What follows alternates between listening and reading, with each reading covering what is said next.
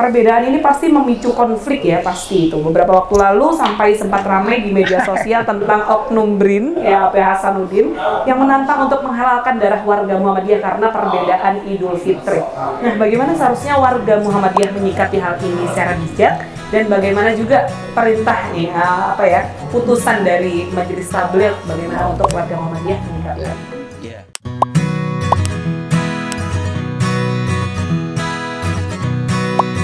Langsung saja kita akan menanyakan yang pertama tentang perbedaan apa sebenarnya yang menjadikan berbeda antara pemerintah dan Muhammadiyah. Kadangkala ini sama, bareng-bareng gitu ya, kita sholatnya bareng, kemudian kita puasanya bareng gitu. Kalau Ramadan, Idul Fitri dan Idul Adha-nya juga sama-sama. Nah, tapi kadangkala juga ada perbedaan seperti halnya yang terjadi di tahun ini. Kita langsung tanyakan kira-kira apa sih sebenarnya yang menjadi penyebab dari perbedaan keduanya. Monggo Ustadz Abdul Basit mungkin bisa menjelaskan itu semuanya. Terima kasih. Assalamualaikum warahmatullahi wabarakatuh. Waalaikumsalam warahmatullahi wabarakatuh. Tentu umat sudah memahami semua bahwa terjadinya perbedaan khususnya Idul Adha pada kali ini tidak hanya pada tahun ini, tapi di waktu-waktu yang lampau sudah terjadi perbedaan. Nah, yang menyebabkan itu tidak hanya masalah ru'yah dan hisab, tapi termasuk juga penetapan dari Kementerian Agama masalah harus 3 derajat itu. Sehingga kemudian hal itu bisa menimbulkan adanya perbedaan dalam masalah penentuan misalnya 1 Syawal, 1 Ramadan, 1 Dzulhijjah dan seterusnya. Sehingga kemudian kalau sudah beda dalam menentukan awal 1 Dzulhijjah, maka berimplikasi kepada 10 Dzulhijjahnya, yaitu di Idul Adha. Nah, cuman yang terpenting adalah kita tidak perlu memperuncing di masalah perbedaan, karena memang hal itu sudah menurut kami sudah lumrah dan sudah wajar. Tapi yang terpenting adalah bagaimana cara menyikapinya tentang perbedaan itu, dan masing-masing punya ketentuan dan punya pilihan. Yang terpenting kan walaupun beda tetap Idul Adha. Tidak kemudian salah satunya meniadakan Idul Adha, itu yang paling penting. Sehingga kemudian sebagaimana yang sudah kita ketahui bahwa Muhammadiyah sudah memutuskan Idul Adha tahun ini tanggal 28 Juni hari Rabu, kemudian pemerintah memutuskan tanggal 29 Juni hari Kamis. Oleh karena itu kita sikapi biasa-biasa saja, karena memang perbedaan itu tetap adanya. Dan tentu kalau kita melihat pada sebuah dalil, sepertinya agak sulit Ustadz Mukarram ya untuk menyediakan perbedaan itu, kecuali nanti ada sistem yang misalnya tanggal global itu mempunyai kalender global itu. Nah, misalnya kalau kita lihat ayat di surat Hud, posisinya di 118, itu kan sudah jelas. Walau sya'a rabbuka la ja'alan nasa ummatan wahidah wa la yazaluna mukhtalifin. Andai kata Tuhanmu itu menghendaki umat ini menjadi satu, itu mampu. Tapi kan nyatanya masih bisa berbeda, dan masih ibarat kata diizinkan untuk berbeda. Walaupun banyak ulama tafsir menafsirkan ayat ini identik dengan keimanan, tapi juga ada penafsir lain bahwa itu juga masuk dalam sebuah pendapat, dalam sebuah madhab, sehingga itu terjadi. Andai kata perbedaan yang ada hubungannya dengan ayat itu hanya menyangkut tentang keimanan, maka tidak akan muncul madhab 4 itu. Dan madhab 4 ini kan muncul dari orang-orang pintar juga. Nah, oleh karena berangkat dari situ ya kita nikmati aja perbedaan itu, dan Muhammadiyah memandangnya ke situ. Perbedaan itu indah katanya. Tapi tadi ada yang menarik tentang 3 derajat tadi ya. Berarti sebenarnya pemerintah dan Muhammadiyah itu sama-sama menggunakan hisab, ya kan? Bukan hanya pure ru'yat saja. Cuman ada perbedaan. Nah, ini seperti apa perbedaannya sebenarnya? kalau memang rananya kedua-duanya menggunakan hisab bisa jadi iya, wong ternyata kalender yang terbit juga sudah tertuang, ya kan? Benar. Tertuang ini terjadi Waktu apa sholat dan juga sudah seterusnya, iya. tertulis, Kemudian ya. nanti gerhana itu kapan, itu kan berarti hisab bukan ru'ya. Benar. Nah, tapi ya ketika rame itu kan pas posisi di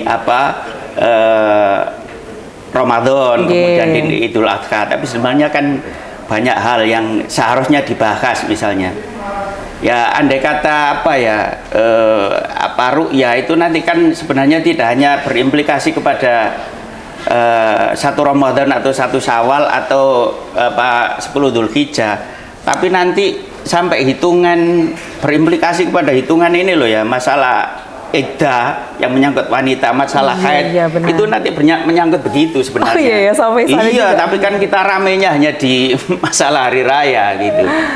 Iya, mungkin itu. Baik. Terima kasih Yai Basit untuk tanggapannya. Nah, kalau sama-sama menggunakan metode hisab seperti yang disampaikan oleh Ustadz Basit tadi, pemerintah sebenarnya menggunakan hisab juga, Muhammadiyah juga menggunakan hisab juga. Nah, pasti ada perbedaan kriteria dalam metode hisab yang digunakan.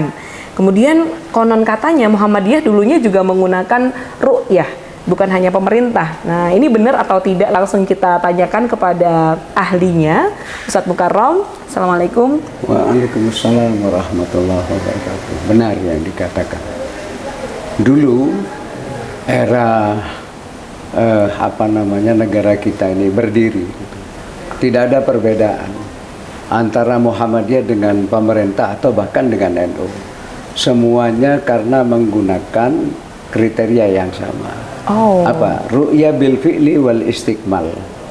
Jadi untuk menentukan tanggal 1 bulan-bulan ibadah itu harus berdasarkan hasil ru'yatul hilal.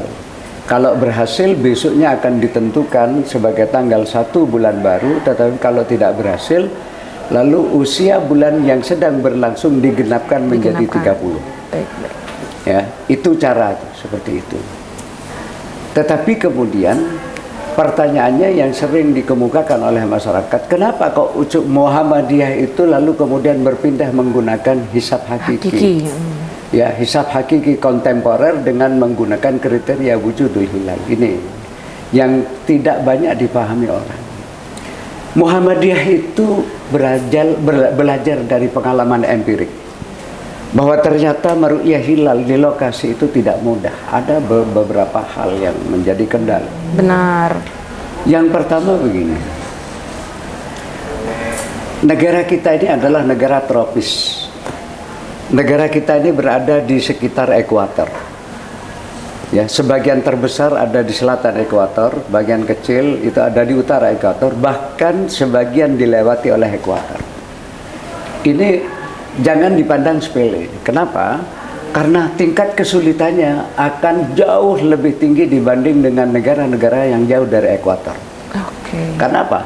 Matahari kita yang menjadi objek pokok dalam hal ini itu beredar di ekuator, sekitar ekuator. Sekarang ini kita melihat matahari kita ini berada di belahan utara ekuator. 21 Maret kemarin persis terbit dan terbenam di wilayah ekuator. Lalu kemudian setelah itu kelihatan bergerak ke utara karena bumi kita berada di selatan. Terus notok 21 Juni kemarin posisi matahari kita itu berada di wilayah paling utara, sehingga jaraknya dari ekuator rata-rata 23 derajat 27 menit. Nah, sekarang ini proses balik ke tengah ekuator. Nanti 23 September akan berada di sini lagi, 24 September, 25 September terus bergerak, 22 Desember matahari akan berada posisinya di wilayah paling selatan. Jaraknya sama, 23 derajat 27 menit itu rata-rata deklinasinya, oke? Nah, akibatnya apa? Negara kita ini selalu menghasilkan mendung cahaya begini. Benar sekali. Abu-abu. Jadi karena kemungkinan apa? Pada untuk saat melihat matahari terbenam, air yang ada di lautan maupun di daratan itu menguap. Nah, inilah yang kemudian yang menjadi awan, dan ini tantangan luar biasa untuk ru'yatul hilal. Benar. Jadi tak semudah yang dibayangkan oleh orang. Dikatakan orang seolah-olah ru'yat itu ya, Nah, Muhammadiyah belajar dari pengalaman ini. Saya juga sebagai anggota Badan Hisab Ruqyah Jawa Timur seringkali mendapatkan laporan-laporan yang mustahil. Ya, itu kebohongan. Misalnya begini, pada tahun sekitar 2007-an lah, itu tim Badan Hisab Ruqyah itu melakukan Ru'yatul Hilal di Pantai Nambangan Kenjeran. Kita membawa teleskop yang dibuat oleh ICMI dengan diameter kira-kira 1 meter, diameter lensanya besar begini. Ya, mohon maaf meskipun saya pada saat itu tidak sempat ikut. Lalu dilakukan ru'yat. Hilal pada saat itu kritis, hanya 1 derajat lebih. Katakanlah 1,5 derajat. Sehingga Muhammadiyah memastikan besoknya yaitu sudah pasti masuk Idul Fitri. Lah, ketika dilakukan ru'yat di lokasi sudah tidak berhasil karena hilalnya katakanlah 1,5 derajat. Hilal itu ada limit. Melihat orang meru'yat itu ada limit. 1 derajat itu sama dengan 4 menit waktu. Jadi kalau 1,5 derajat berarti hanya peluang kita 6 menit waktu. Matahari pada saat itu jam berapa terbenam? Ya, itu harus, itu karena logistika harus disetel, dicocokkan, kita telepon 108. Ya, lalu kita harus bisa menentukan titik barat sejati itu di mana. Karena bisa saja dua-duanya ada di belahan utara dari titik barat atau di selatan titik barat, atau kadang-kadang yang satu ada di utara, yang satu di selatan. Ini kita bisa hitung sebenarnya secara hisab dengan menggunakan rumus-rumus spherical trigonometry. Kita ukur itu berapa datanya, berapa sudut waktunya dan lain sebagainya. Ketemu nanti di mana matahari terbenam, di mana hilal diprediksi muncul. Ya, dengan sekali lagi pakai sinus kosinus itu, tangan ke tangan, kita gampang sebenarnya begitu itu. Nah, singkat cerita, tim Badan Hisab dan Peruqyat yang lain di Kenjeran Pantai Nambangan pada tahun itu tidak berhasil melihat. Udah, karena mustahil mustahil, apalagi saat itu ditambah gerimis dan mendung. Wah. Sehingga pimpinan yang memimpin ru'yat adalah pimpinan ranting Nahdlatul Ulama setempat. Saya lupa kiai siapa, lalu tanya, siapa yang berhasil? Sekarang ru'yat telah selesai. 1 derajat 4 menit. Oleh karena itu kalau 1,5 derajat itu sama dengan 6 menit waktu. Matahari pukul berapa terbenam? 17.30. Maka 17.36 selesai ru'yat itu, tidak mungkin terlihat lagi. Oke, selesai karena tidak berhasil, semuanya pergi ke masjid terdekat sholat maghrib. Tiba-tiba di belakang lalu ada orang yang takbir dan mengaku berhasil melihat hilal. Laporan ini diterima oleh PWNO Jawa Timur. Pada saat itu Prof. Ali Mashan yang menjadi ketua PWNO. Diterima, lalu diumumkan bahwa besok hari raya, tapi PBNO menolak.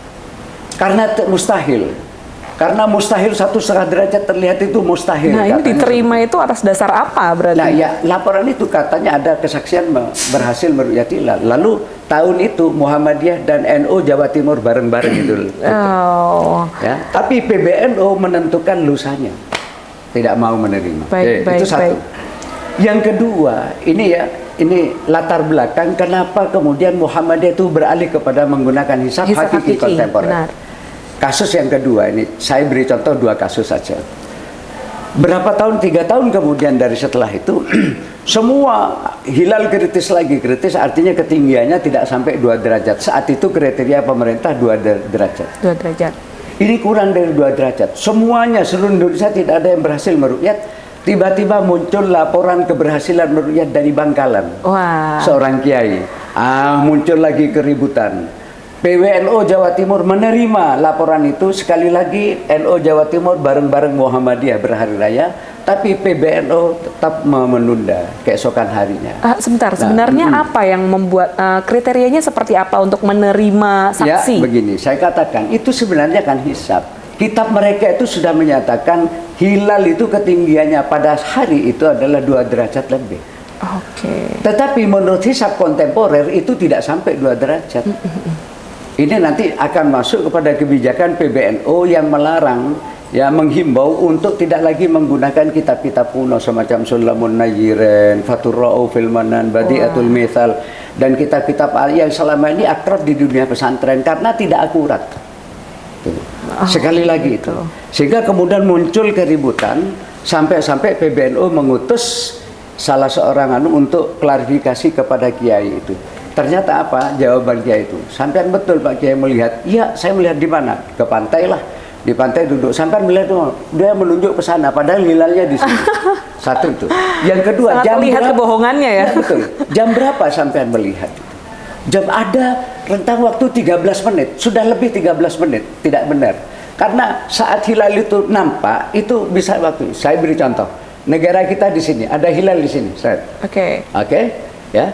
Kalau sudah lewat waktunya, tidak mungkin terlihat karena perputaran bumi pada porosnya itu lebih cepat daripada Benar pergerakan sekali. bulan mengelilingi bumi.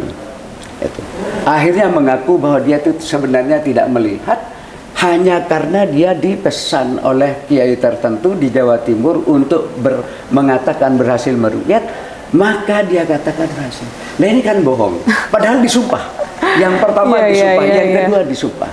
Sebagai akibat daripada Muhammadiyah sebenarnya sudah berpikir, Muhammadiyah itu tidak ujuk-ujuk loh pindah menggunakan hisab hakiki kontemporer. Ada sejarahnya.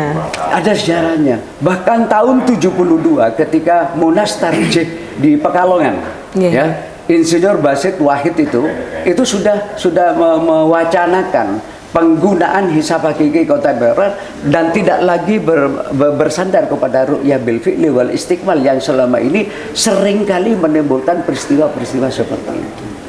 Inilah antara lain kenapa Muhammadiyah. Lah sekarang kalau ditanya apa kriterianya kok masih tetap berbeda? Iya berbeda. Meskipun pemerintah sekarang sudah beralih. Kalau dulu ru'yah bil fi'li wal istiqmal, sekarang sudah menggunakan kriteria imkanur ru'yat. Apa sih Pak imkanur ru'yat itu? Memperkirakan hilal ya yang mungkin untuk bisa dilihat. Nah, menurut mereka dulu kriterianya adalah 2 derajat dengan sudut elongasi. Kalau ini bulannya begini, sudut elongasinya itu 3 derajat. Jarak dari sini ke sini 3. Atau usia bulan sejak terjadi ijtima sampai dengan terbenam itu 8 jam. Makanya dikenal dengan kriteria 238. Nah, sekarang sejak tahun 2017 ini dinaikkan. Jadi 3 derajat itu ya? Jadi 3 derajat dengan sudut elongasi 6,4 derajat. Lah ketika tahun 18 ada seorang mahasiswa nulis tesis, itu saya diwawancarai dari Semarang itu, saya katakan nanti tahun depan pasti akan sering kali terjadi perbedaan pendapat.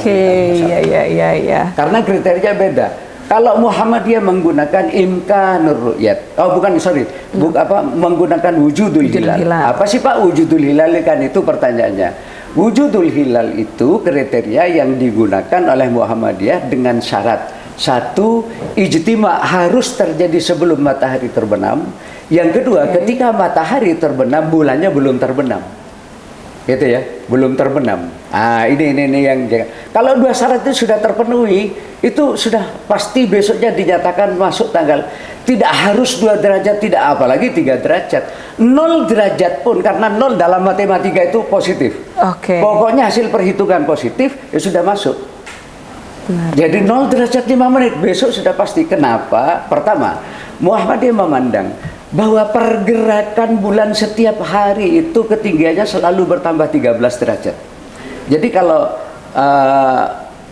nanti sore ini misalnya 1 derajat, besok sudah 13 sampai 14 derajat sudah besok malam itu.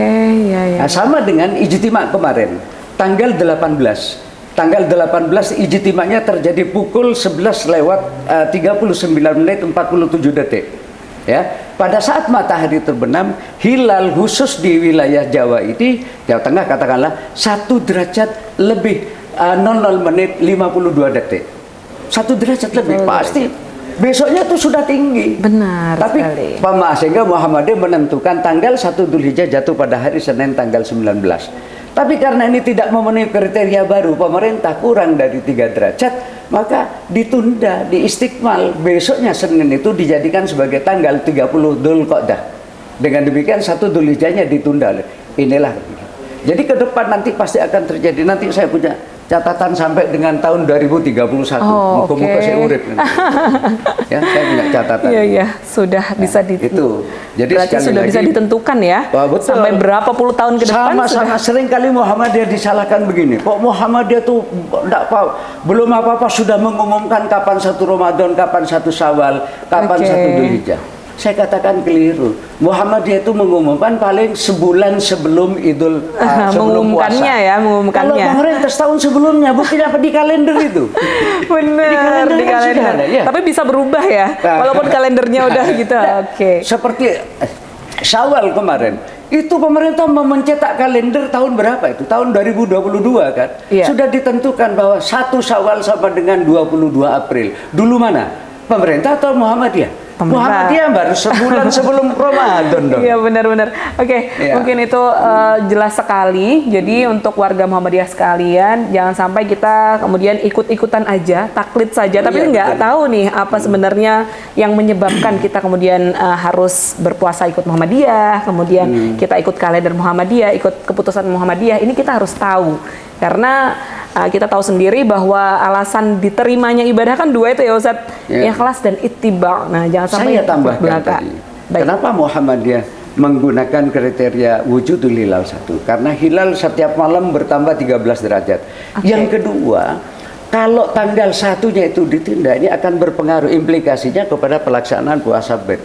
Benar. 13, benar. 14, 15. Benar. Itu pasti bergeser. Iya, ya mulbitnya Sebenarnya ya. begini, sekarang ini banyak aplikasi astronomi. Saya sebagai anggota Badan Hisab Ruqyah Jawa Timur seringkali mengusulkan kalau sidang itu kepada para kiai. Kenapa kita tidak menggunakan aplikasi lalu kita countdown, menghitung mundur dari saat purnama, bisa ditarik, ya dimundurkan, nanti ketemu tanggal 1-nya kapan.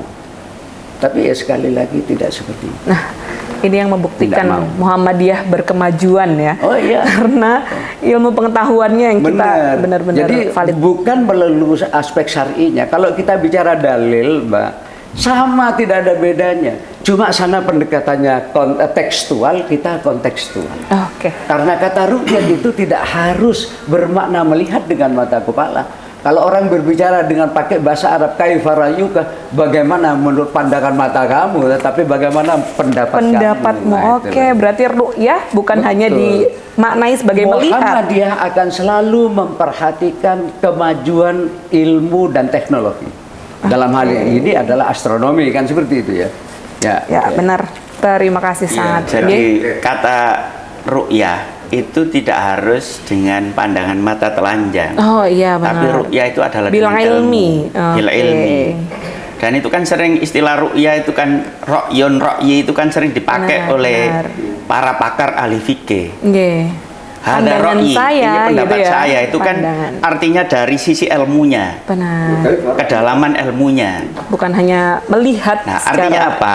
kasat mata. Artinya kalau itu di apa namanya istilahnya dipatenkan bahwa ru'yah itu harus melihat dengan mata, ya tentu nanti hal-hal yang seperti saya sampaikan tadi itu menjadi rancu juga gitu. Benar sekali. Tapi boleh saja orang mengatakan bahwa ru'yah dalam konteks misalnya melihat tanggal itu dengan mata ya bisa saja versi itu. Tapi cobalah kita maknai secara luas. Nah, Lebih sehingga luas kemudian Muhammadiyah menggunakan hisab dengan hitung-hitungan itu ru'yah bermakna ilmu, kedalaman Benar. ilmunya melalui ilmu hitungan itu.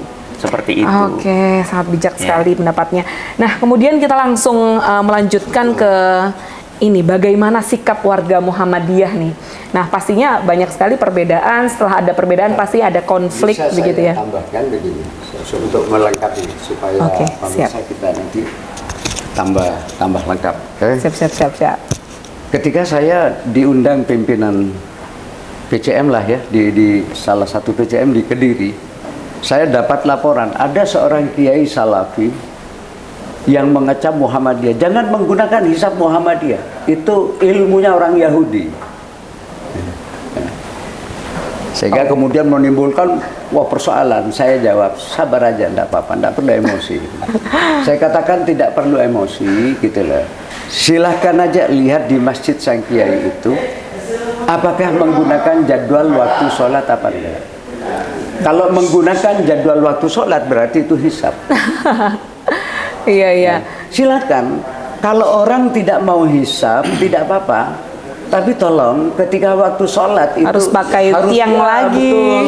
melihat bayangan lagi. Harus melihat bayangan seperti yang dipraktekkan Rasulullah. Monggo silakan. Iya.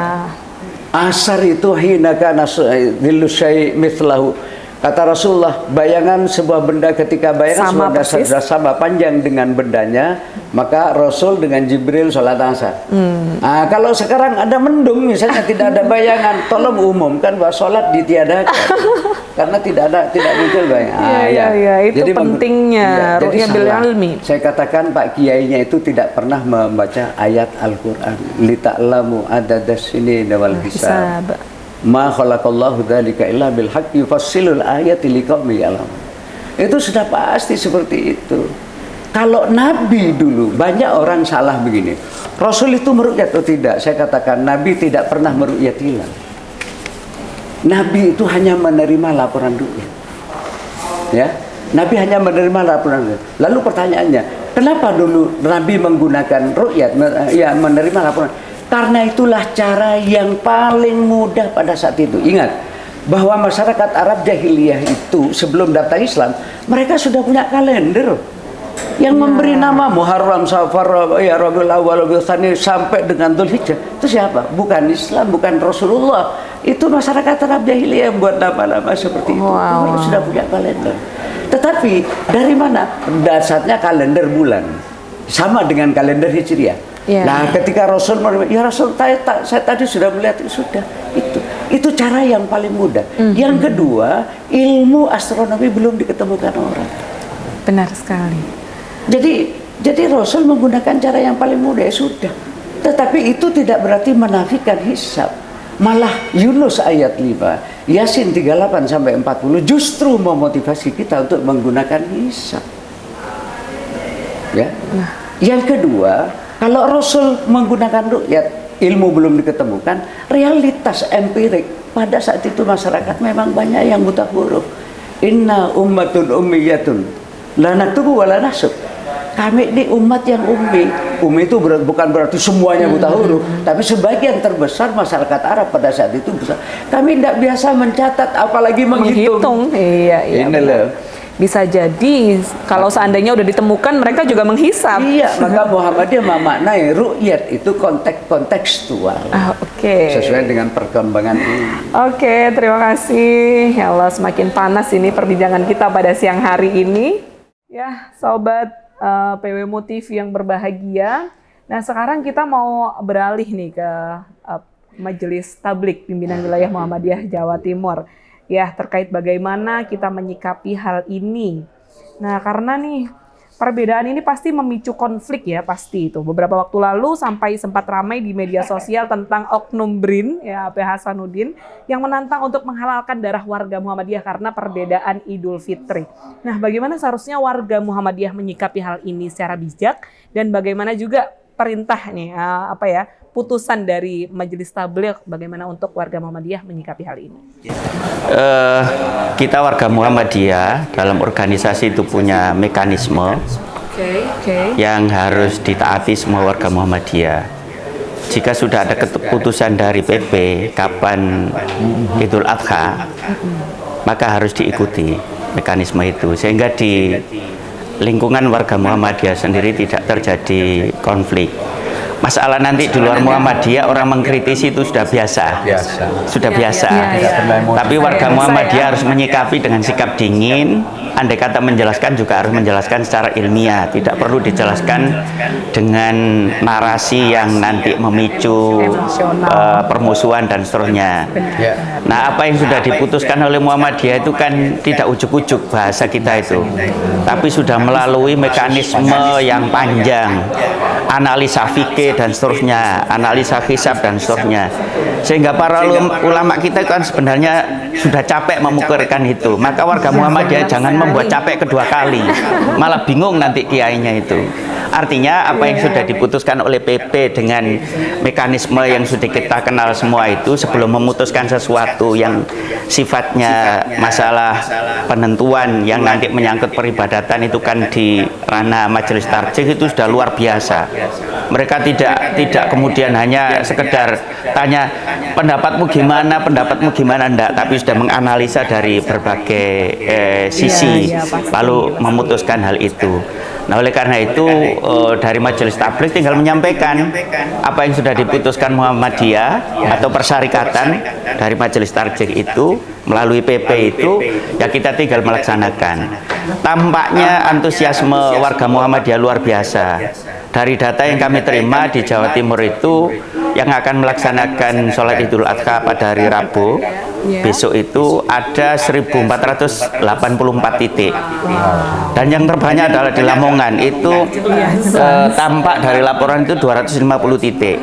Lamongan saja itu saja itu ya, Kabupaten Lamongan itu 250 titik. Kalau dilihat dari situ kayaknya mungkin hampir seluruh desa barangkali yang di situ ada warga Muhammadiyah menjalankan sholat Idul Adha atau hari raya Idul Adha di hari Rabu besok itu. Apalagi Rabu besok udah cuti bersama ya. Iya. Sama ya. Nah, untuk itu dalam hal ini ya tetap dengan adanya perbedaan itu kita jalankan secara khusyuk, damai, tidak perlu mencemooh sana sini. Ya itulah keputusan organisasi, saling menghormati dan menghormati pastinya. sikap Majelis Tabligh. Baik. Nah, kemudian bagaimana dengan warga Muhammadiyah yang milih enaknya? Misalnya dulu kalau seandainya nggak cuti bersama, ya udahlah aku ikut pemerintah aja gitu. Tapi kemudian ketika bareng-bareng ikut Muhammadiyah aja, pelin-pelan gitu. Nah, seperti apa ini seharusnya sikapnya? Menurut saya itu bukan narasi pelin-pelan ya. Ketika dia sudah menjadi PNS, kemudian pemerintahan Tidak meliburkan. tidak meliburkan dan nanti keputusan pemerintahan beda dengan apa yang diputuskan Muhammadiyah. Menurut saya ya itu kedisiplinan warga Muhammadiyah terhadap ulil amri mungkin ya gitu, sehingga Biar tetap ceklok ya, dia Pak. tetap masuk kerja karena keputusan yang di atasnya itu tidak meliburkan. Nah, tampaknya hari ini kok atau tahun ini kok menjadi kesepakatan untuk libur bersama mulai 28 hari Rabu itu Iya, ya. Tentu ini alhamdulillah. suatu rahmat, suatu nikmat yang luar biasa buat warga persyarikatan khususnya dan warga Indonesia secara umum ya. Oke, terima kasih. Nah, selamat berlibur di hari Rabu yang biasanya PNS gak libur ya, sekarang libur. Nah, untuk terakhir nih, sesi terakhir kita akan membahas tentang solusi dari konflik tersebut, solusi dari perbedaan yang terjadi. Salah satu solusinya adalah dengan adanya kalender Islam global, bukan begitu? Hey. Nah, ini bagaimana kemungkinannya, karena banyak sekali juga yang menentang adanya kalender Islam global ini dan menganggap bahwa Muhammadiyah ini punya kepentingan nih sepertinya dalam kalender Islam global. Nah, bagaimana yang menghadapi ini? Baik. Kalender global itu hingga saat ini masih menjadi wacana, terus terang saja. Ketika ada pertemuan semacam konferensi lah di Turki beberapa tahun yang lalu itu, sebenarnya Muhammadiyah tidak mendapatkan undangan. Yang mendapatkan undangan itu pemerintah negara kita yang diwakili oleh Kementerian Agama. Tetapi kalau Profesor Samsul Anwar yang saat itu sedang menjabat Ketua Majelis Tabligh PP itu menghadiri, itu beliau diundang dalam kapasitas pribadi karena beliau sering membuat tulisan-tulisan yang dikirimkan ke OKI atau kemana-mana gitu, sehingga beliau terkenal karena dirinya, tapi bukan dari Muhammadiyah. Nah, pemerintah kita menandatangani persetujuan itu. Oh ya? Ternyata ada dua kelompok gitu, tapi sebagian terbesar menyetujui kalender global. Sebagian kecil dari negara peserta yang hadir pada saat itu yang tidak setuju. Yang tidak setuju. Indonesia termasuk yang setuju ini berarti. Sebenarnya yang setuju adalah pemerintah. Dalam ini pihak Kemenag sendiri yang menghadiri, mestinya pihak Kemenag yang menggebu-gebu karena sudah menyetujui, menandatangani itu pertemuan itu. Muhammadiyah hanya Pak Samsul Anwar, tapi dalam kapasitas sebagai pribadi, tidak mewakili organisasi. Itu masih dalam wacana, karena itu tidak mudah. Sebab di dunia ini ada dua waktu yang berbeda, itu pasti. Bagaimana caranya mengatasi, memberikan argumentasi terhadap penyatuan ini terhadap dua waktu yang berbeda. Ini persoalannya. Jadi terus terang masih menjadi wacana. Masih wacana ya. Tapi belum tahu nih kapan. Iya betul. andai kata itu bisa terrealisasi itu bagus sekali. Nggak akan ada beda-beda lagi. Hilal itu, tapi katanya Pak Samsul dengan catatan jangan diubah. Jadi titik nolnya itu nanti tetap itu harus di JMT. Karena JMT itu nanti wilayah laut. Kan ada usulan bagaimana kalau titik 0 derajat meridian 0 derajat di kota Mekah. Nanti kota Mekah nanti merubah sekian banyak rumus itu gitu loh. Rumusnya yang harus dibangun. Iya. Oke. Nah, semakin siang semakin panas, tapi kita harus mengakhiri karena waktunya ini juga terbatas sekali. Sobat TVmu yang berbahagia, terima kasih sudah menyempatkan untuk menyimak bersama obrolan kami bersama di pimpinan wilayah Muhammadiyah Jawa Timur. Saksikan terus podcastmu di kanal TVmu milik PWM Jawa Timur. Terima kasih dari saya Ervin Warga mohon undur diri, dan juga Ustadz terima kasih atas kehadirannya. Semoga kita akan ketemu lagi di lain kesempatan. Nasrul minallah wa fadlun wa basyiril mu'minin. Assalamualaikum warahmatullahi wabarakatuh. Waalaikumsalam warahmatullahi wabarakatuh.